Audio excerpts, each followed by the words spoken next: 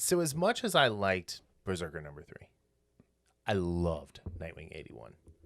You just like it for the T-shirt.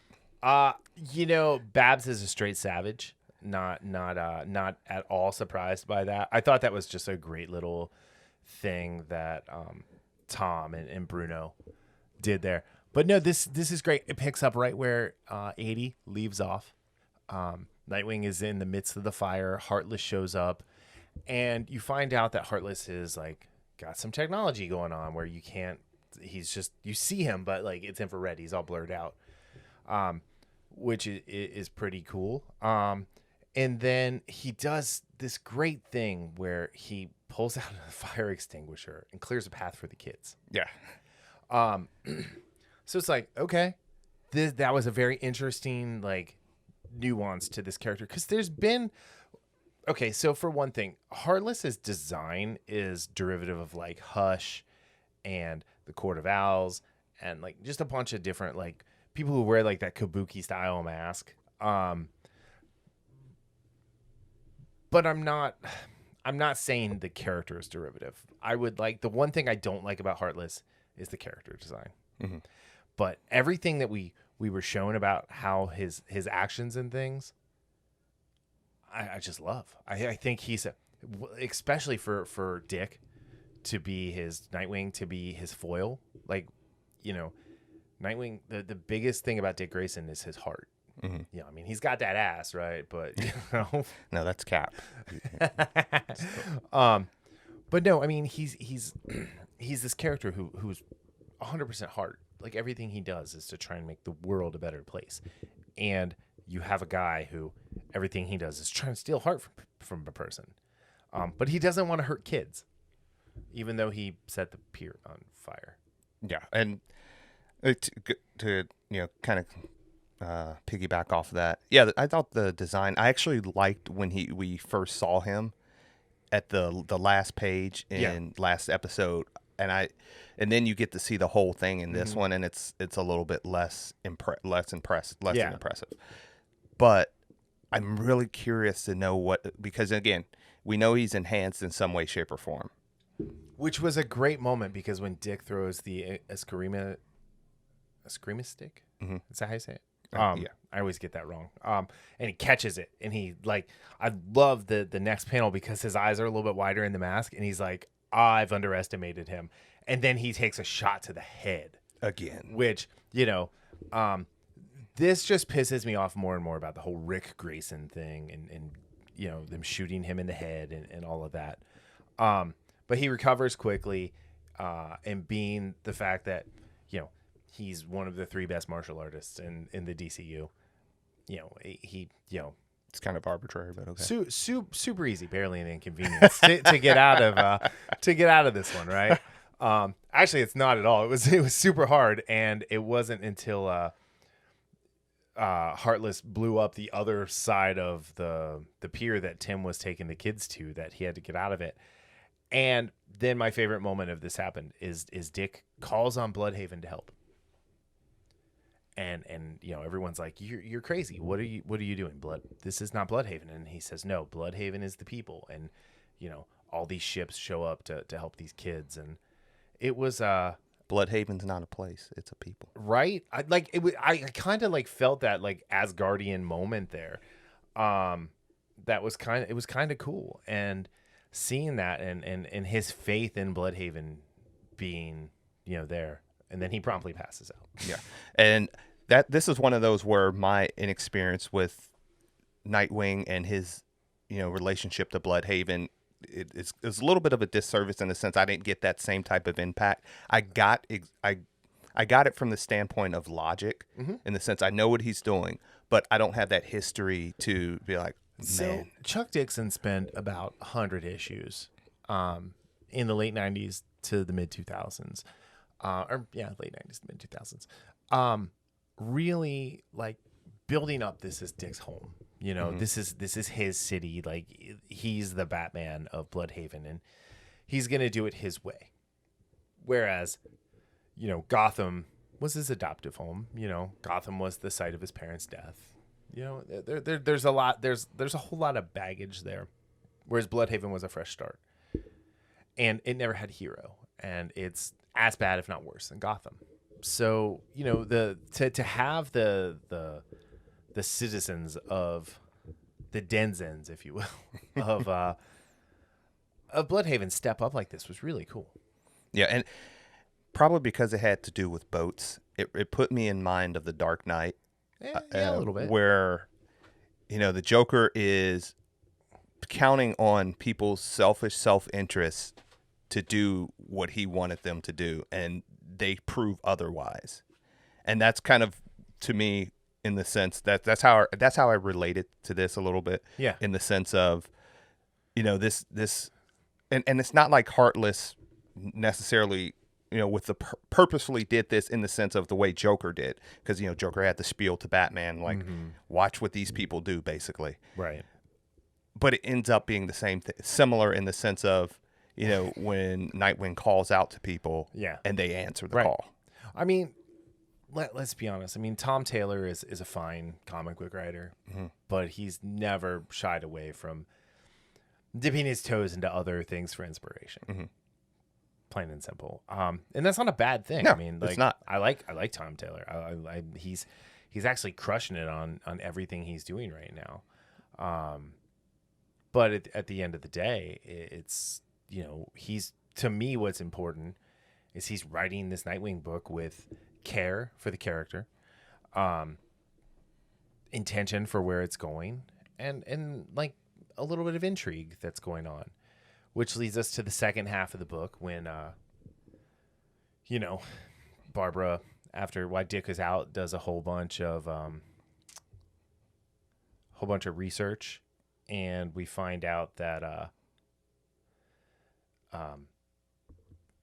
Zucco, Mayor Zucco now has an FBI file that's largely redacted, but I skipped a part.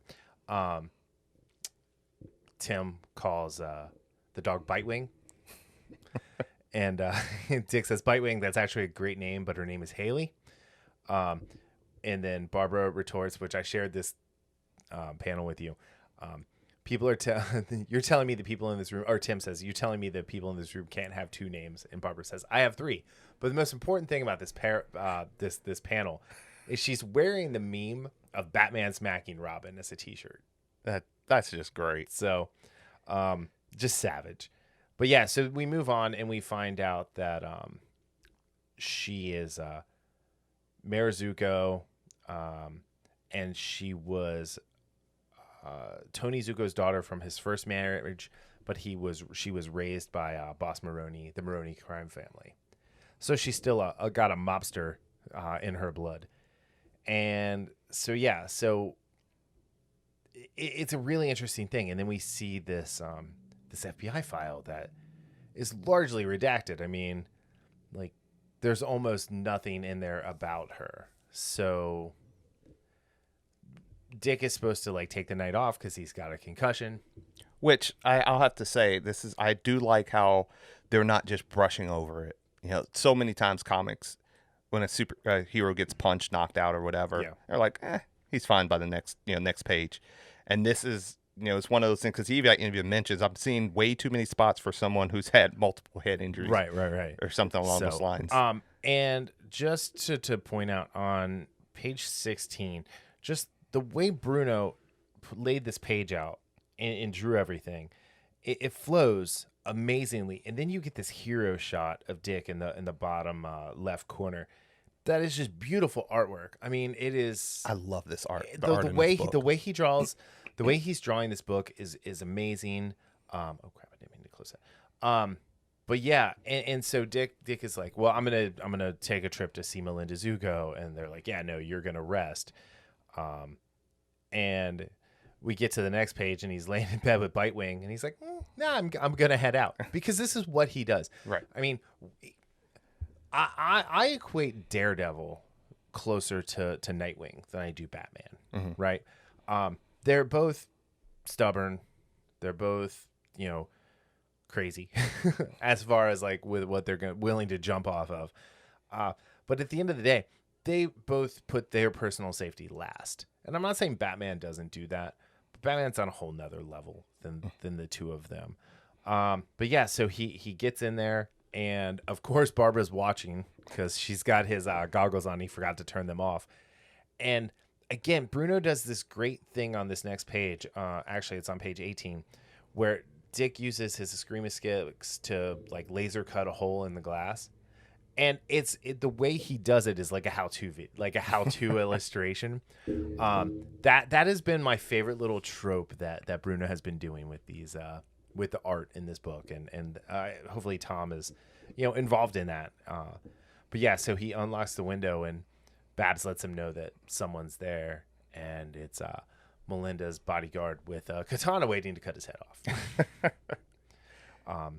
But yeah, then we get another great page, like layout of action where, he disarms her. He figures out like she's really good. Again, underestimating who he's going up against. Could be the concussion. But then he takes a baseball bat to the back of the head. Which cannot be good. Again, for someone who just, got a concussion. The superhero concussion protocols really need work. Yeah.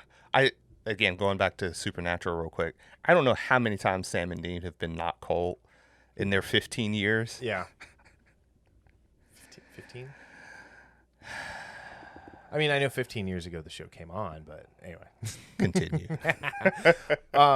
So when we get to page 21, though, after this battle, Dick is tied to a chair. And there's something about this page that made me really think of... oh, shoot. It just totally... The Killing Joke. When the Joker has Jim Gordon tied up and he's trying to drive him crazy and break him, just the way the red was used on this page really was cool. And then when Dick realizes he's not wearing his mask, and Melinda Zucco is standing there holding it in front of him, and everything that he's going through, you kind of see in the fear in that middle panel. Yeah. Right. And so then he just breaks the ropes. I mean, he's not superpowered, but he's pretty strong. So I think the two of them maybe didn't know how to tie a knot. But he wants to know. He says, "You know me. I know you too. You worked for the Maroney crime family. You're the daughter of Tony Zucco." And she says, "No, I'm not. I thought I was for a long time, but then I learned the truth." And we get to the next page, and you just see her eyes. And in her eyes, she says, "My real father was named John Grayson." And she's got this very matter-of-fact look about her. And I know it's art, so it's not like we're asking someone to act or anything like that. And then she, the last 4/5 of the page is, "I'm your sister." And Dick is taken aback, and she's just kind of standing there. The next issue is called The Graysons. Mm-hmm. Okay, so this is where it ends. Spoilers. I really hope this is her messing with him. Mm-hmm. So I am... There's things about characters' origin stories that I think kind of need to remain sacred. And the thing about Dick's parents is they've always been perceived as really good people. Mm-hmm. People who helped, people who loved and whatnot. And Dick seems to be older than her, so it would make you think it was an affair. Where this would work for me is if it turns out maybe she's older, she's 4 or 5 years older than him, and maybe it was a one night dalliance before John and Mary Grayson were married. Mm-hmm. But I don't know how I feel about it. I trust Tom Taylor is going to do a good story. But I'm not a fan of these people going back, any of them, of the current crop of comic book creators, going back and changing origins and changing intentions of characters. Like they did the thing with Jason Todd in the Batman Urban Legends book where he killed someone when he was 14 before Batman even found him. And so he's been a killer all along because he killed him and he liked it. That was the thing. And it's well, that kind of ruins everything about Jason Todd. So he's just been Red Hood all along. That's bullshit. No, he was a troubled kid. Bruce found him and he saved him and he helped him. And then at the end of the day, Bruce let him down. And when he came back from the Lazarus pit, he went crazy, but also he realized Bruce let me down. And that was a huge motivation to him of saying, like, I'm going to do what Batman does, but better by putting a period at the end of every sentence. Now, I would say that would have worked only if, and again, this is a trope that's used too, just kind of like the, oh, I am your sister, I am your brother thing. That's another one that's used. No, I am your father. If you would have said, if they would have said, okay, he killed this guy, but he was so shocked that, you know, he had a feeling about it that he repressed it. Right. And then, you know, coming through the Lazarus pit resurrected that Right. feeling or whatever. That would have worked. But on the whole, I agree. It's, you know, if you want to change or if you want a certain origin for a character, guess what? Create your own. Yeah, exactly. So, because when I think about this, all I can think, How dare you? but yeah, it's like, because who are you to stand on the shoulder of giants and say that their origin should be changed? Right. So, all right. So out of 5, Starry-eyed concussions. let's say that it's 5 starry-eyed concussions. What do you give this one? I give it a 3.5. I love the art. I just absolutely am in love with, you know, looking at this book, and I really like you breaking down how certain pages flow from panel to panel. I noticed that right away, you know, when we first started, you know, for what issue 78 when we first started this. Very curious about Heartless and what his motivations are. I'm with you. I'm not really on that train of, you know, Zucco being his half sister. Right. But again, Tom Taylor's done some good work, you know, over the past Yep. few years. So Yes. I'll trust him. He's one of those. He's one of those guys. I'll trust him until he shows me that I can't trust him. Yeah, I'm not like, oh my God, I'm out. Yeah. Like, this is no good. So I'm 4 out of 5. The artwork, like the writing in this book is really good, but the artwork is just carrying it to another level. Yeah, so I think this is definitely one to check out. And yeah, I don't know. I liked it. I liked it a lot. I'm just really happy because it feels like Nightwing's back.